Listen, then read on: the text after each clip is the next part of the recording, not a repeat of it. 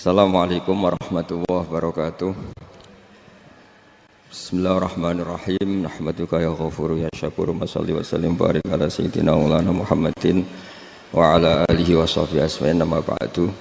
Sampean sing melarat ya cita-cita wae duwe dhuwit sing dadekno gampang salat. Lah nek sampean wis betah melarat, tapi kula melarat lah salat teng mriki lancar ya alhamdulillah. Jadi kan gak masalah, kan gak ada akibat apa-apa. Tapi ki aja mikir ngono, gara-gara melarat temu tuk turunan iso wae anak sing buruh. Sampeyan ngalami hal yang tidak kamu alami. Lho kan mungkin saja saking kowe melarat terus anak sampeyan buruh di Jakarta sing roh sapa? Buruh ning wong sing ora salat. Aja kok mentang-mentang kowe saiki gak ngalami, gak mikir anak, lha iku termasuk harus kamu pikirkan juga. Niki syariat. Kowe kudu mikir apa wal yakhsal ladzina law taraku min khalfihim napa dzurriatan diafan khaufu alaihim, tetep kudu mbok pikir. Mulane ketikane Kanjeng Nabi beja-bejane wong iku sing duwe dhuwit utawa pangkat sing yutahassanu bihi min dini, sing iso nggo bentengi napa agama. Lah nek kowe nglakoni ngono demi anak iku tidak ngurangi zuhud.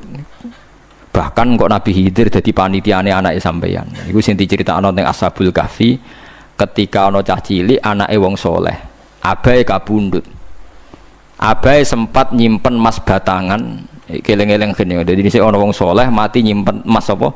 Batangan ora. Mboten niki emas batangan ora, Mas. Disimpen teng tembok. Suatu saat tembok niku badhe rubuh. Konsekuensine nek rubuh emas batangane konangan. Nek konangan dipek wong dolim. Lha ape rubuh ditata Nabi sinten? Khidir. Nabi Musa protes, wong karuan tembok ape rubuh kok mbok tata, padahal penduduk kene iku wonge nakal-nakal. Terus jawab Nabi Khidir seperti wa amal jidaru fakana lihulamaini napa yatimaini fil madinati wa kana tahtahu kanzul lahuma wa kana abuhuma sholihah. Dadi fatwa-fatwa zuhud sing berlebihan wong ra oleh nabung ngomong kosong, tak jamin. Itu ditentang oleh ulama-ulama syariat. Karena di cerita Ashabul Kahfi ini jelas kan, wong soleh nyimpen emas batangan ning tembok demi anake, keberlangsungan kesalehan apa? Anake. Ternyata dipanitiani Nabi Khidir. Supaya emas iki gak jatuh ke tangan-tangan orang zalim. Toh orang ini ketika nyimpen tetap disifati Allah wa kana abuhuma sholihah. Iku nak nunjukno nak wong soleh nabung iku gak ngurangi kesalehan. Tapi rasa mbok mafhum mukhalafah nek ora nabung ora saleh. Innalillahi wa inna ilaihi raji'un. Ora usah ngono, ora usah mbok jerok-jerok. Pokoke intine iku ana ayat wong saleh nabung iku gak ngurangi kesalehan. Wa kana abuhuma sholihah. Saiki wong do ora ngalim, sing fatwa zuhud berlebihan nganti wong sawangane duwe dhuwit dosa. Padahal mau dukung awake dhewe, paham nggih? Sing fatwa iku dukung napa? Awake dhewe. Keliru, pokoknya barang berlebihan keliru.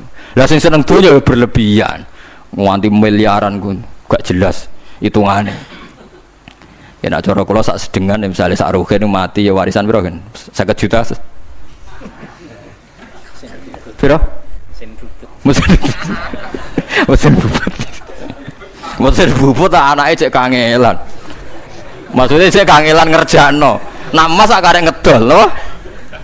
Mboten sing bener ya emas utawi ya tabungan lho. Mesin bubut padha karo ngeke penggawean. Mboten kula setuju mbek fatwane Ibnu Khaldun karena berdasar sejarah itu enggak ada nabi kecuali dari keluarga terhormat.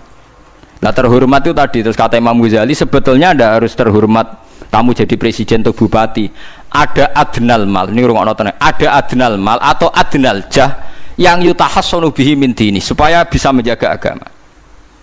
Lah sekarang kalau pertanyaannya gimana Gus kalau globalisasi itu tadi jangan-jangan misalnya kalau kita ngobong gereja di Indonesia misalnya terus masjid yang minoritas di negara lain diobong sebagai balasan perlakuan umat Islam mayoritas di Indonesia terus gentenan Islam sing minoritas di negara lain ditindak. Itu jangan-jangan kita termasuk sebab dan teori itu juga sah.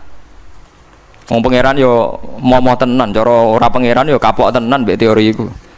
Cara ora pangeran. Makanya niku nyata, wong sahabat itu jenenge sahabat anyar-anyar Islam nggih over. Kados Ruhin Mustafa seneng-seneng kula atau over. Saking overe bendina misoi gereja, misoi watu pangeran niku. Jancuk watu kok disembah. Pangeran opo watu jancuk watu disembah. Akhirnya wong kafir malah sepi jancuk pisan pangeran. Pangeran akhirnya kena kan. Pangeran ya pangeran Allah akhirnya kena. Akhirnya ono syariat anyar. Wala tasubbul ladina tu'una min dunillah fayasubbu wa adwam bi ghairi ilm. Mat sahabat temu aja oleh misoi pangerane wong kafir. Kurbane aku mat. Jadi jangan kira semangat tuh. Misalnya kaya Ruhin itu semangat ngiyakno aku ora ngiyakno Kiai liya aku ora damuk Kiai akeh. Dadi kabeh melane Nabi nate dawuh la yasubbur rajulu abahu. Wong jogeman misoi bapake.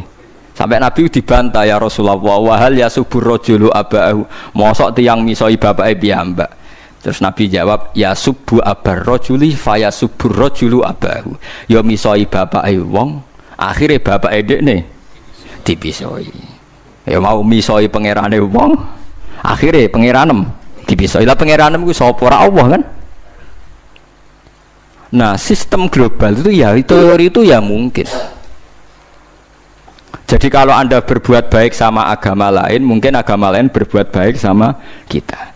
Di negara yang saudara kita minoritas, kayak di Bosnia, di Rohingya, di Phuket, di macam-macam, di Mindanao, mungkin bahkan di Amerika. Wong kendel ning Pulau Jawa perlu ditakoki, kowe kendel mergo mayoritas apa mergo ya? Mergo jihad. Sampe tak ceritani ini kisah nyata kula ndek kanca khusuk era karuan. Nek nang ora salat giyeding era karuan. Islam apa Islam ra gelem salat ngene. Suatu saat dek niku uripe era karu-karuan akhire pindah ning Irian Jaya. Ning daerah mayoritas Kristen. Bareng kenalan kabeh jenenge martune sapa Kristen-Kristen. Suatu saat kenalan mbek wong jenenge Kristen Abdullah alhamdulillah padahal wonge ra salat. Mergo butuh tenan, butuhe ketemu Islam, ra salat tak Allah, sementing apa? Islam.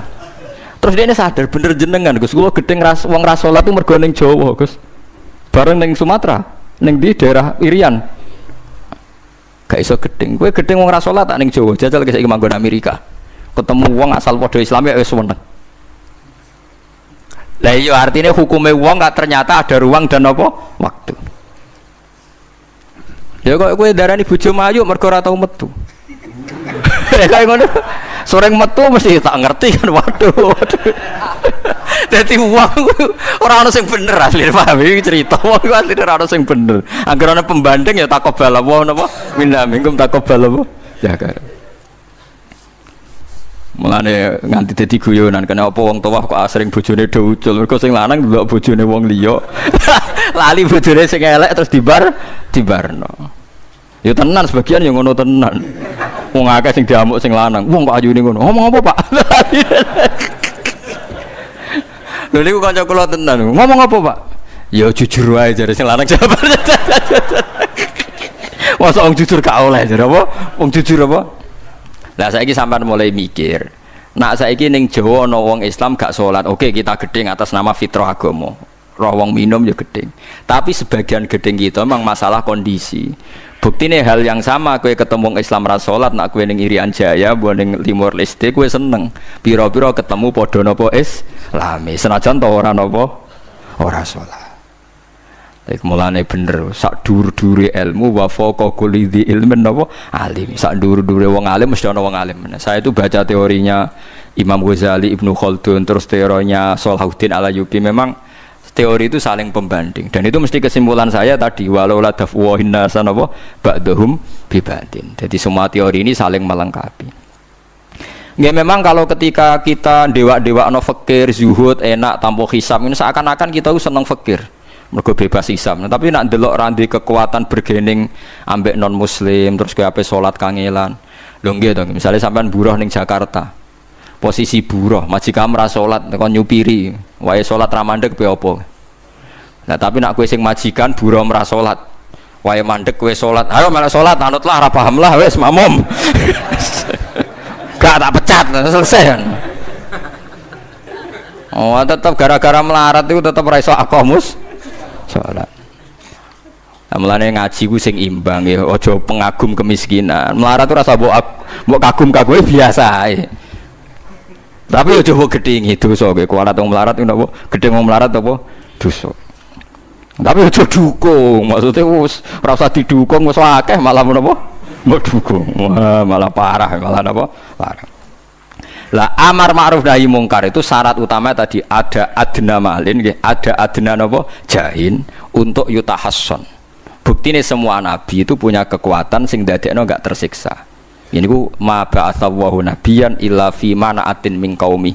Allah tidak pernah ngutus nabi kecuali dari kasta tertinggi. Ya tujuannya wow, ada sistem sosial yang menjaga. Lucu kan, wong Quraisy gudinge ngono mbek Kanjeng Nabi, tapi ora tau mateni mergo sungkan Abu Thalib.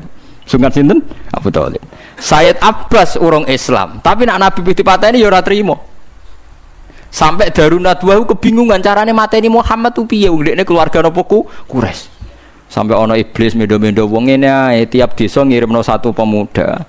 Engko ben dame Muhammad berceceran, pe nuntut sapa ndek nek sing mateni tiap desa duwe utusan sing mate kangelan.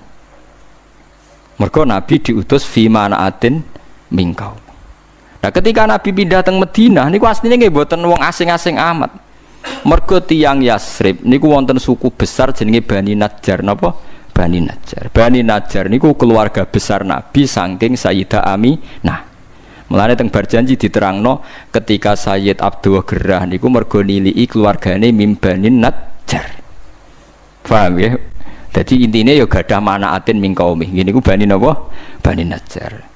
Dadi napa jenenge sebutinu wa makatha fihim syahron yu'anu nasukmahu wasyaqwa.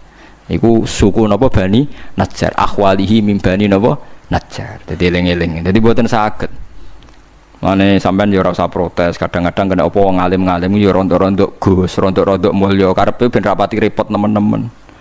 Misalnya kayak wong alim terus wong biasa total wino terus kon bubut ruhin, nah wae mulang wae kon apa bubut, ayo repot. Jadi kus pengeran apa orang ngono ora tiga. Saya itu nggak pernah loh takut mati meskipun saya masih muda, karena saya bayangkan mati itu ya baik-baik saja. Ketika saya hidup ya nggak tahu cara ngelola nyawa saya, kenapa kok tidak pergi? Kamu tahu caranya ngelola nyawa kamu, kok nggak mati sekarang? Nggak tahu kan? Tahu-tahu masih hidup kan? Tahu-tahu diutang semacam-macam lah.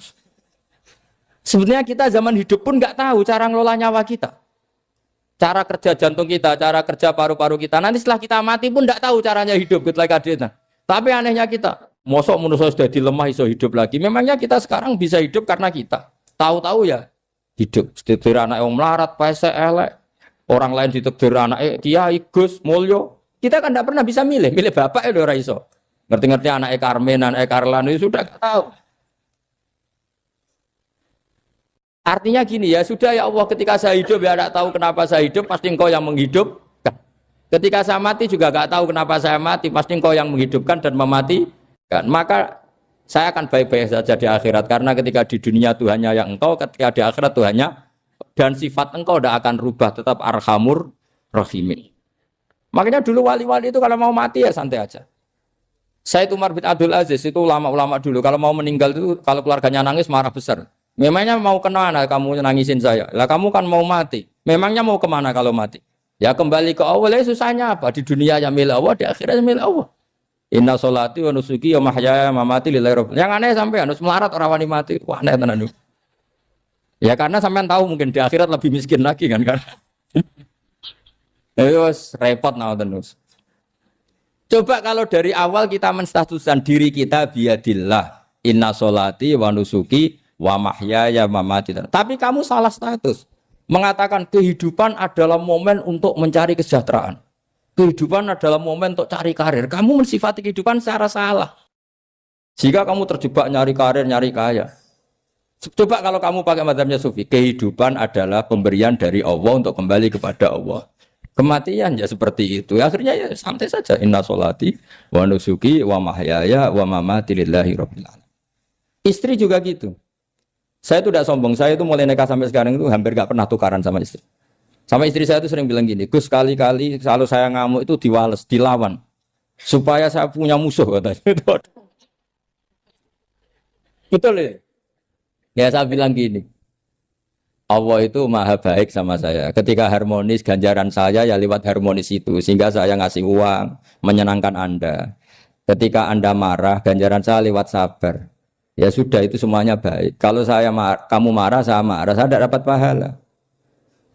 Makanya kalau kamu marah tak dengerin. Ini cara Allah membuat pahala tanpa bayar kata saya. Justru kalau pas rukun itu untuk dapat pahala harus nyervis, jajak nukokno kelambi mahal katanya. Boros itu pahala yang boros katanya. Tapi kalau kamu marah ini pahala paling murah, nggak usah biaya, dapat apa? Pahala. Cukup sabar. Lu itu kalau terlatih lama-lama dapat ya biasa saja. Ulama dulu seperti itu semua. Imam Syafi'i itu pernah ada orang baik sekali sama beliau. Orangnya itu munafik padahal. Tapi kalau setelah keluar dari Imam Syafi'i, dia memaki-maki Imam Syafi'i. Suatu saat beliau tadi muji-muji jenengan tuh di luar maki-maki jenengan. Imam Syafi'i itu guyu. Guyu sebenarnya bukan alhamdulillah. Muridnya kan janggal. Ini dikasih tahu gitu. Alhamdulillah. Kenapa Imam Syafi'i dia kan di luar maki-maki jenengan? Berarti aku wong wibawa, ning ngarepku rawani. Ya jadi dianggap enteng saja melihat. Berarti aku wong wibawa, ning ngarepku ora wani. Ya sudah. Terus ketika ditanya, tapi itu kan bahaya bagi Anda karena memfitnah Anda gini-gini. Kata beliau, zaka Allah. Yang kritiknya bahaya itu hanya Allah Ta'ala. Yang lainnya enggak bahaya. Karena ini makhluk, doif, enggak penting. Loh kamu sampai tersisa dikritik orang karena kamu nganggap makhluk itu penting. Ini gobloknya sampean. Goblok segoblok-gobloknya. Coba kalau kamu mensatukan makhluk tetap makhluk, kritiknya enggak penting. Selesai kan? Selesai enggak? Ini problem Anda ada wali itu. Kalau dikritik ya susah. Makanya ada wali itu problem menurut saya. Makanya saya enggak ingin enggak jadi wali itu kan. Karena hanya wali yang hidupnya itu la khaufun alaihim walahum. Ya. Orang dulu tuh semudah itu hidup. Gampang sekali.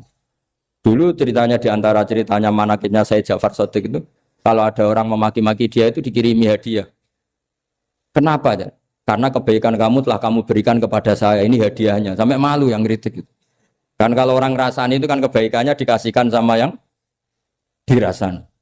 Lah kamu kan ngajinya seperti itu, tapi dirasani kok susah. Harusnya kan kasih aja, ditransferi saja. Alhamdulillah. Ya karena kita salah menamain tadi. Sing rasani pembenci. Pembenci itu bahaya. Sehingga kamu mereaksi secara serius. Coba kalau kamu pakai hukumnya Allah dan Rasul. Pembenci itu pemberi kebaikan. Istri marah adalah pemberi kebaikan. Ada yang berani mulai meraktekannya. Latih begitu terus. Insya Allah nanti hidup kamu barokah. Itu disebut wa'allama adamal asma. Dan itu yang diajarkan Rasulullah. Rasulullah itu kalau ngajarkan hidup itu gampang sekali. Allahumma ja'alil hayata ziyadatan li fi kulli khairin wal mauta rohatan li min kulli syarrin. Jadi kalau kita hidup anggap saja peluang untuk nambah kebaikan. Kalau kita mati anggap saja akhir dari semua potensi kejahatan kita. Anda sekarang mungkin tidak zina tapi potensi zina. Anda sekarang tidak korupsi, potensi korupsi. Anda sekarang tidak selingkuh, tetap potensi selingkuh. Lah, anggap saja kalau mati berarti akhir dari segala potensi itu. Alhamdulillah. Makanya saya tuh nggak pernah takut mati. Karena saya misalnya setiap saat mati ya saya nanti akan bilang, ya Allah, ini sudah mau mati berarti mau akhir dari segala potensi keburukan saya. Alhamdulillah. Makanya itu ulama-ulama dulu kalau ada preman mati, saya guys, tonggone ra gelem muni saya. Walau preman kurang ajar, saya guys, tonggone tetap ra gelem muni saya. Padahal kiai ini muni, saya guys pun mati, pun mboten sakit macam-macam niki pasti. Karena dia dengan mati berarti rohatan mengkuli syarrin, keburukannya tidak terulang lah. Lah keburukan enggak terulang lagi itu saya apa buruk? Saya. Makanya kiainya minta saya ge niki tonggone cek menengae. Saya ge menengae. Makanya suatu saat kalau ada gitu kamu harus bilang apa? Saya pun mboten jahat malih pun mati. Jadi kayak apa coba? Coba sekali-kali statuskan kalau al hayat adalah ziyadatan lana fi kulli khairin. Al maut adalah rohatan lana min kulli. Sehingga kita hidup ya happy, mati juga happy, gak masalah. Terus kalau misalnya mendingin, tapi anak bojoku piye? Memang selama hidup anak bojomu bahagia. Petoke ya tambah musibah ya, Cok. Malah sombong lagi kamu, seakan-akan kamu Tuhan yang bisa mensejahterakan manusia. Wong isih urip kok bojomu wis ndonga muga-muga nang mati malah. Enggak jelas termasuk dosane jenengan sedanten itu senengane cerita Nabi Adam. Nabi Adam mbok critakno dosane, mulane do kualat. Wong nyeritakno bapake kok nyeritakno napa? Dosane. Mulane kata kiai kualat, wong bapake kok diler-ler napa? Dosane. Mulane nak cerita Nabi Adam niki kedah sempurna. Terus niki kula cicil juz tunggal napa wa 'allama Adamal napa? Asma. Pertama kali hubungannya Nabi Adam kalian Allah Subhanahu wa taala ini hubungan mengajarkan nama sesuatu. Jadi sampean jangan pakai teori modern bahwa apa artinya sebuah nama. Nama itu penting sekali. Sekali penamaan itu salah, berarti Anda menstatuskan secara nama salah dan itu berakibat fatal. Jadi semua kesalahan manusia mulai periode syirik mensekutukan Allah itu karena kesalahan menyebut apa? Nama. Ini penting kalau aturan. Jadi misalnya orang Arab itu ada batu tertentu yang dipahat disebut manat. Manat itu dari kosakata manan, pemberi. Yang satu disebut uzza, sesuatu yang aziz, yang agung. Sehingga akhirnya diperagungkan. Coba kalau misalnya manat dan lata itu ketemu orang Lasem, terus ditanyakan, ini batu apa ini? Dari Purwodadi apa dari Mojokerto? Yang mahat siapa? Ini irungnya tidak pas. Ini matanya kok agak picek. Andekan distatuskan seperti itu, kira-kira disembah apa enggak? Enggak. Iki pas pembuatan ini pate protol terus digenti. Sehingga setiap kemusyrikan itu semua para nabi ngendikan inhiya illa asmaun sammaitumuha antum wa abaukum ma anzalallahu biha min sultan. Sebagian ayat ma anzalallahu biha min sultan. Bahwa kesalahan-kesalahan yang kamu timbulkan itu karena kamu kesalahan bikin nama. Makanya status itu penting. Nanti sampean tahu pentingnya yang saya katakan ini. Nanti setelah sampean mati, nanti mesti nyari saya karena kenangan ngaji ini. Ini Mas Atabik itu mas saya, beliau seorang dokter, tapi saya tidak akan bilang dia dokter karena nanti anak cucunya inginnya jadi dosen. Tapi kalau saya menstatuskan dia turunan Mbah Sambu, babai wong alim. Wah anak putune arah alim isin. Tapi nak di status no pegawai negeri dosen, wah anak putune boleh duwe pikirannya kan. Karena status itu mengilhami, apa status itu? Karena itu yang dikenalkan. Makanya ini penting. Fir'aun ketika dianggap sebagai Tuhan itu karena dia berhasil menamakan dirinya orang yang nggak pernah sakit dan dia penguasa. Penguasa itu artinya apa? Dia memimpin sekian orang. Akhirnya dianggap Tuhan. Tapi ketika debat terbuka sama Nabi Musa, pertama, mohon standar mohon gemike. Pertama kata Fir'aun, wama Rabbul Alamin. Lalu Tuhan kamu itu siapa? Kata Musa, yang menuhani langit dan bumi. Fir'aun masih bisa berargumentasi. Setahu saya di bumi Tuhan hanya saya. Soal kemungkinan Tuhan Anda di langit, terus Fir'aun nyuruh Haman, ya Haman ibnili sorhal ali abluhul asbab as-samawati fa'attali'a ila ilahi Musa. Tapi kalau itu dibuktikan, nanti Musa pasti kalah. Karena kalau Fir'aun naik ke langit, pasti nggak melihat Tuhan. Wong yang Nabi saja nggak melihat, apalagi Fir'aun. Pasti dia bilang nggak ada. Tapi apa yang bisa mengalahkan Fir'aun adalah argumentasi status. Kata Musa, Rabbukum wa Rabbu abaikumul awalin. Yang nuhani nenek moyang kamu. Artinya kalau Fir'aun Tuhan, itu berarti Tuhan balita. Karena mbah-mbahnya dulu tanpa Tuhan. Karena Tuhannya lahir terlambat. Akhirnya Fir'aun, saat itu juga para pengikut Fir'aun langsung menjadi mukmin meskipun menyembunyikan imannya. Karena kalau Fir'aun Tuhan, berarti mbah-mbahnya tidak punya Tuhan. Karena Tuhannya baru dilahirkan kemudian. Artinya gini, andaikan Fir'aun distatuskan al-maulud, orang yang dilahirkan, maka tidak akan ada orang yang menuhankan Fir'aun. Atau Fir'aun dibahasakan wujida ba'da alam yakun. Dia ada setelah dulu-dulunya tidak ada. Apapun hebatnya Donald Trump, apapun hebatnya Cleopatra, apa Fir'aun, semuanya itu wujidu ba'da alam yakun. Mereka ada dari tidak ada. Yang seperti ini pasti tidak Tuhan. Makanya Allah mengenalkan manusia itu sederhana supaya tidak pernah jadi Tuhan. Hal ata alal insani khinum minad dahri lam yakun syai'am mazkura. Manusia itu siapa? Ya manusia itu makhluk yang ada dari tidak ada. Dengan status itu enggak mungkin kamu Tuhan kan. Ini penting saya utarakan. Jadi buah gerakan Allah itu pasti dimulai salah penamaan. Makanya saya kemarin ketika Mbah Mun intakola ila rofiqil ala ketika beliau wafat, saya bilang ke anak-anak Anwar, statuskan Mbah Mun sebagai orang alim alama al-faqih, muridnya Sayyid Alawi, muridnya Mbah Zubair. Sekali Anda menstatuskan beliau orang besar, tepaan santri sing mau luhur kepengin ditiru besar itu.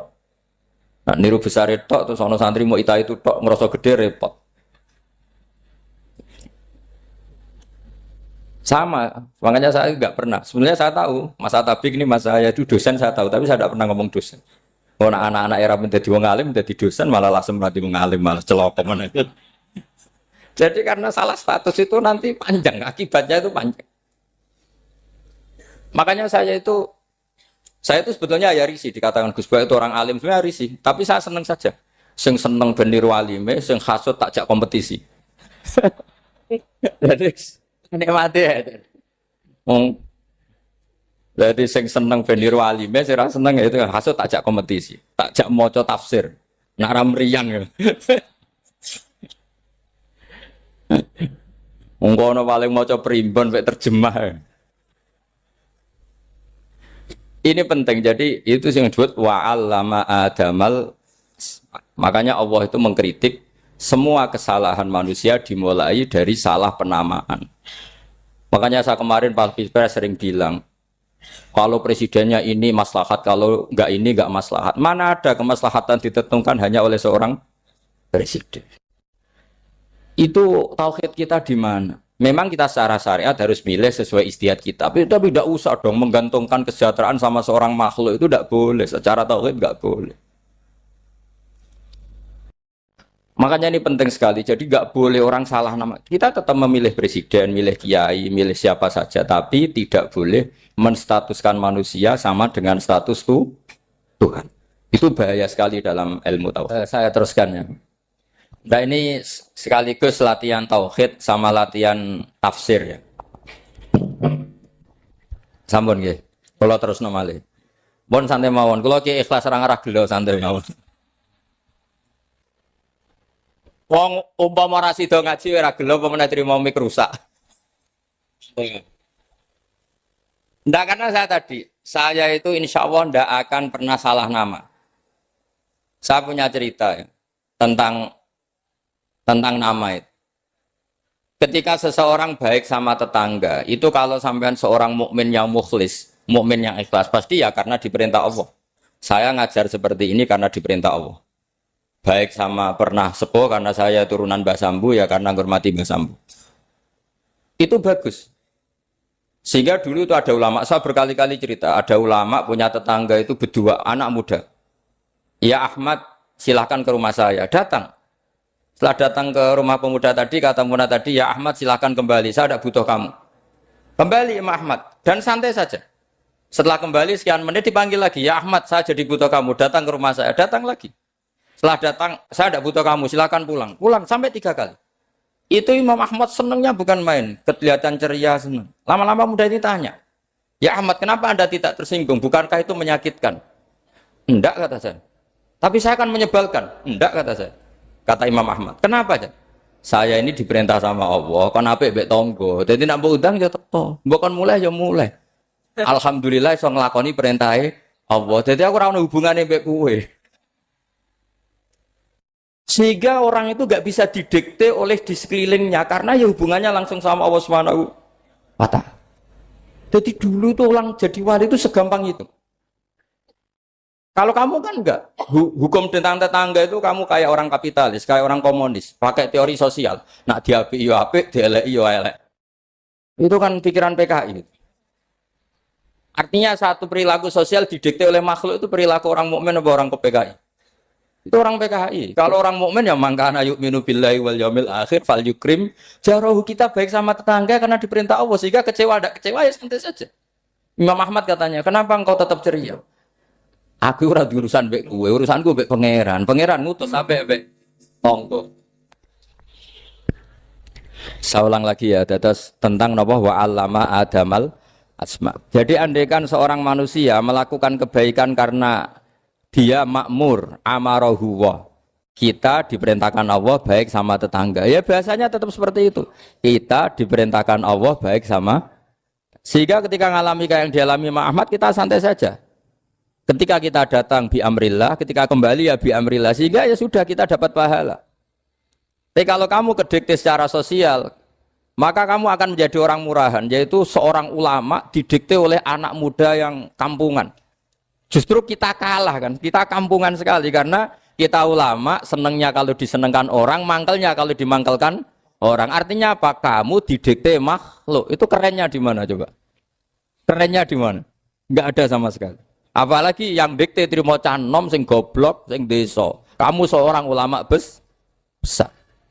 Tapi kalau kamu hubungannya dengan Allah, dia muji kamu, alhamdulillah dipuji. Dia memaki kamu, alhamdulillah dapat pahala lewat jalur sabar. Kan santai saja. Sehingga saya berkali-kali bilang, setan itu untungnya tidak pernah ngaji saya. Kalau ngaji dia pasti ngerusak metode, merubah metode. Tapi saya tadi berdoa supaya ngaji ini nggak didengar setan. Setan itu ya goblok betul. Setan itu kan suka ya kalau anaknya kiai, cucu kiai dibikin konflik. Dia ngiranya dengan konflik pondok itu tidak solid. Ternyata enggak. Misalnya masa tabik konflik sama keluarga, Bani Lasem, terus ada yang minggat ke Papua kemana-mana. Namanya turunan kiai di mana-mana terbikin pondok, bikin masjid. Yang dulu masjid hanya ada di Lasem, barokahnya tukaran ada di mana-mana. Lah itu namanya setan itu salah perhitungan apa? Makanya gobloknya dia itu udah ngaji saya. Kalau ngaji tak kasih tahu itu bahaya itu. Bikin konflik itu bahaya. Iya betul. Islam ada di Indonesia itu ya barokahnya konfliknya sahabat. Sayyidina Ali dan Sayyidina Muawiyah itu konflik. Banyak sahabat netral yang ingin menghindari itu mau ke Cina. Di Selat Malaka sebagian terdampar, terus ada yang ke Aceh. Ada yang ke Sumatera, namanya Sayyidina Ali. Makanya awal Islam di Indonesia dimulai saya Yusuf Baros itu. Kalau Timur Tengah nggak ada tukaran, itu tidak ada Islam menyebar kemana-mana. Nah setan ngiranya kalau sahabat tukaran itu nanti kacau. Ternyata enggak, malah Islam menyebar kemana-mana, barokahnya tukaran. Dulu Solo karena konflik ya banyak ulama yang ke Lasem kemana-mana, gara-gara Solo nggak kondusif. Akhirnya kayaknya keduman basambu, keduman macam-macam. Sedungak mawon kiai tukaran terus betul apa-apa. Yang penting ora bacok-bacokan, rasan-santetan wis. Wis pokoke rasan-rasanan ringan ya sudah itu bagus. Memang Allah bikin seperti itu. Enggak apa-apa. Kata Allah wala yazaluna mukhtalifina illa man rahima rabbuk. Kata Allah walidzalika khalaqahum. Ikhtilaf itu barokahnya masyaallah. Kalau saya setuju pendapatnya Mas Atabik, saya jadi dosen. Nanti yang ngaji tafsir siapa? Tapi kalau dia setuju saya, dia jadi ahli tafsir, yang jadi PNS siapa? Ya sudah, barokahnya khilaf. Dia jadi PNS, dia dapat gaji. Tapi gaji itu bisa dihitung. Kalau naik harus tambah prestasi. Kalau saya kiai min haitsu la yahtasib, pasti cepat kaya saya. Karena rezekinya kiai itu tanpa batas. Makanya haji saya itu plus. Saya itu tidak kaya, tapi haji saya haji plus. Masa tapi paling reguler. Karena rezekinya kiai itu min haitsu layak tasib. Makanya saya pernah disoal sama teman-teman dosen di UI. Bapak kok berani pulang ke Rembang? Kiai itu kan rezekinya agak jelas. Kata saya justru agak jelas itu bagus. Kalau sampean kan konsisten segitu nilainya. Kalau saya enggak. Kata saya. Jadi tak nikmati saja. Karena saya hamba Allah, bukan hamba negara. Kalau hamba Allah ya gaji Allah. Kalau hamba negara ya negara itu negara sama Allah kayak mana? Oh ya sudah pinter berarti sudah.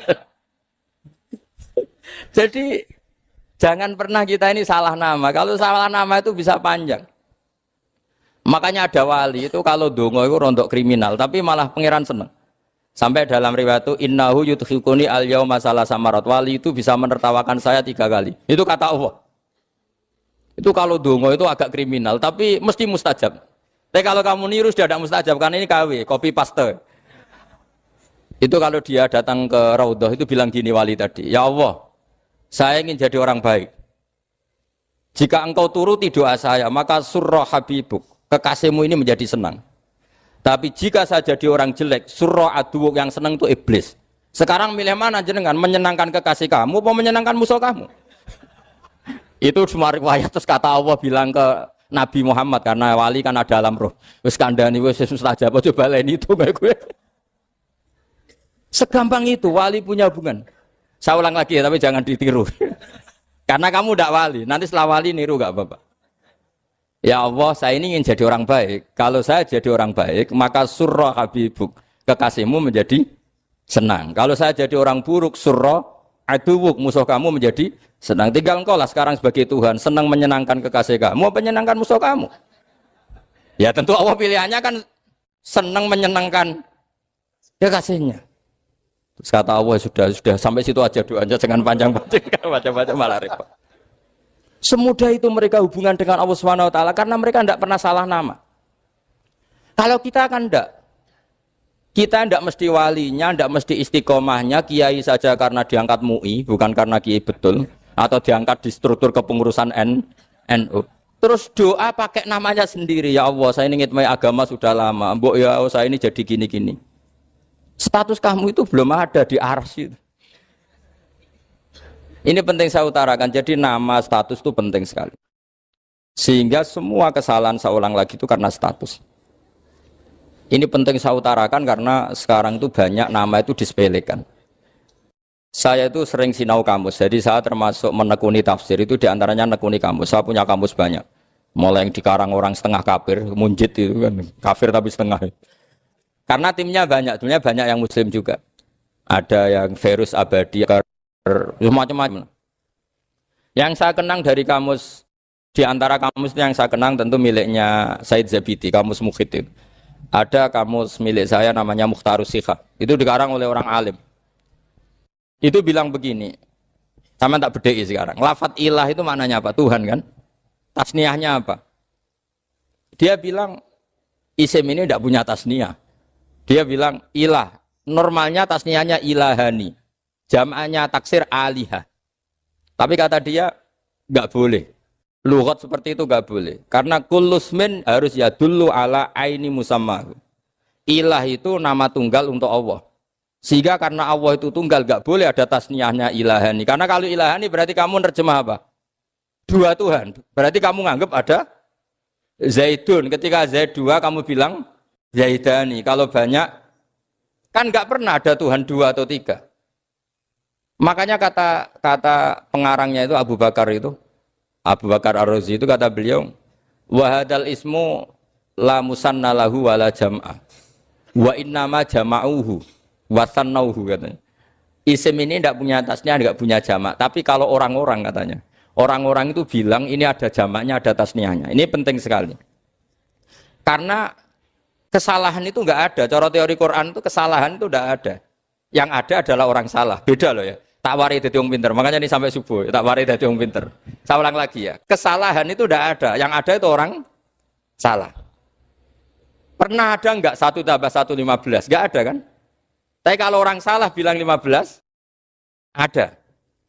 Pernah enggak putih ini hakikatnya hitam? Enggak pernah kan? Tapi kalau orang salah, misalnya Rabun bilang ini hitam, ada. Sehingga ini penting, ini dalam teori ilmu mantek.